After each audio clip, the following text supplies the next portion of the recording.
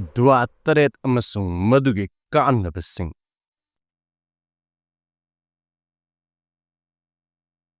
Video Asida Uriba Dua Asi Ahumlak Swanbana. Matam Queen Ibadat Tawgi Sawa Fangani. Khudam Weno. Fazar Matunda Swanbana.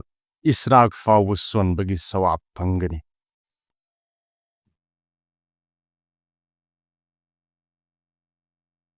Dua Asi Nung the Kuntarelak Swallavadi. Allah na dua kabul tawi Krabasing Manunga Chalhan Bigani. Mahaki duadagi zamin the Leibiyu Miway Singbu. Allah na chinjak pivigani. Lin na chikpa amadi atopa mahu pan bajibano. Siklavadi Surah Fatiha tarelak solagaw. Siklibu mafamduda kamgani. Natragano ising the tum hapchillagaw. Siklibu mafamduda taigani. Aduga. Surah Nas, Surah Falak Amadi, Surah Kafirun Swalago, Tayrivo, Mafamdu the Kamgani.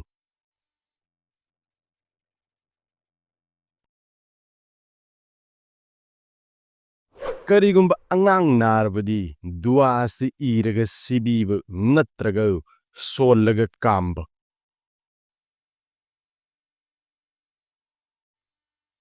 Hakchang the Asokba Natrago.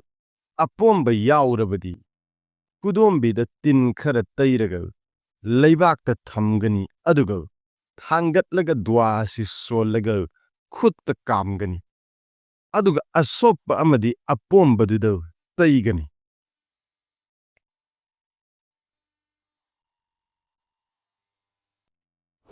Video Asida Uriba Darut Asi. Kanagumana Jum'agi Asar Namaz Matunda. Masagi famdagi Hogatringaido. Marfurak Solavadi.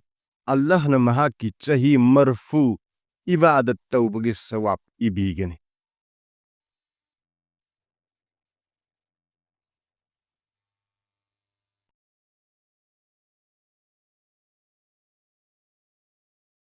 Huzur Sallallahu Alaihi Wasallam na Haibirame.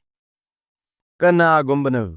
Dua Asi Amuktang Swan Batarabadi. Parista Lissing Fatarana. Numit Lissing Amafau. Neki Ibigani.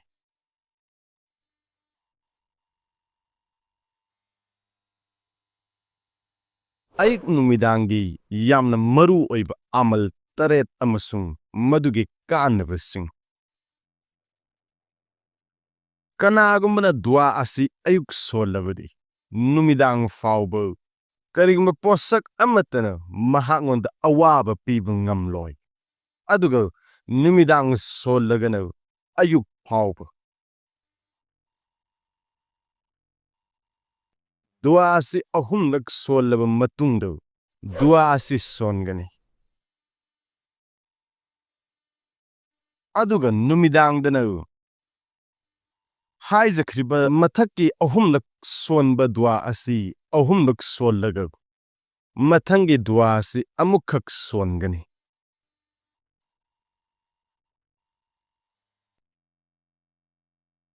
Kanagumbana Duasi Ayuk Amasung Numidang. Ahumlak Solavadi. Allah-gi Jimani. Kayamat ki numita Mahakpu. Harauhanba Haibasi. Kanagumana Dua Asibu. Ayuk Fazar Namaz Matung de Tarelak Solabadi. Mahak Numidang Faubad Sirabadi. Jahannam dagi Himhan Bigani. Aduga Maghrib Namaz Matundo. Solagano. Fazar Faubul Leigani.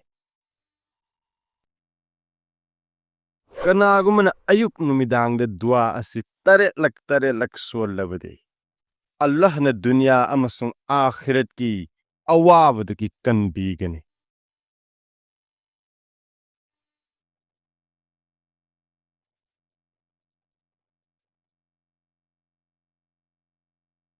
Dua si kanagumana ayuk solabadi. Mahaki damakta farista lising humputarabu. numidang fawba rahmat ki dua tawhangani. Amasung numid aduda sirabadi Sajid ki thak pinapikani. Asumna numidang solagana ayuk fawba laygani. Ahumnak solaba matungda dua si amuk swangani.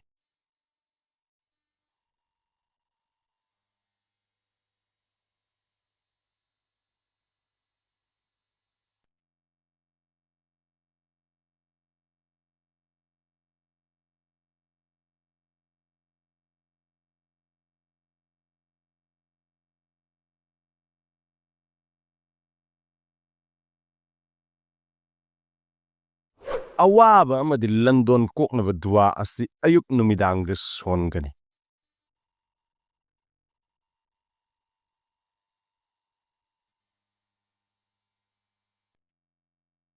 Sayyidul istighfar.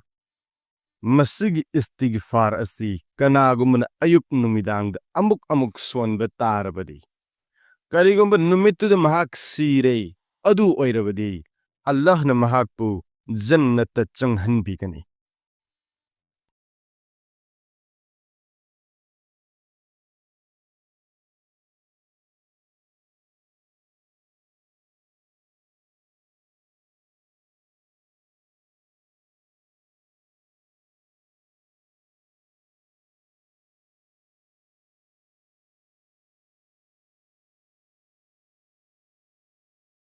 Nungsiraba chilinausing ngasigi di asi fawdang khangminarasi. Mathangi video mada Quran gi sura mangagi Kaanabasing. Amasung maruwaiba faras khar khangminasi. Allah Ta'ala na ikhoi khuring mapu Haijariba dua sing asi chinpa pu bungam hanbisano.